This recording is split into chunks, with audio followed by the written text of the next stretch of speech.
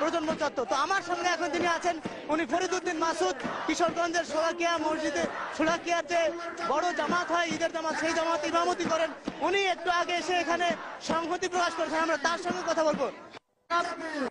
আমি আমি আমি ফরিদউদ্দিন মাসুদ, শোলাকিয়া ঈদগাহ ময়দানের ইমাম, সর্বশ্রেষ্ঠ ঈদগাহ।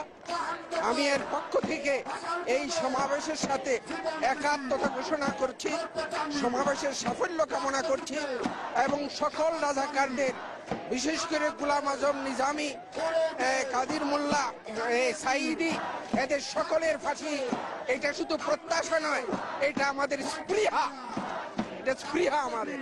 কারণ এরা শুধু মানবতার বিরুদ্ধে অপরাধ করে নাই, এরা ইসলামের বিকৃতি সাধন করে ইসলামের বিরুদ্ধে অপরাধ করেছে। সুতরাং এদের ফাঁসি ছাড়া দ্বিতীয় কোনো দাবি আর হইতে পারে না, দ্বিতীয় কোনো শাস্তি হইতে পারে না। সুতরাং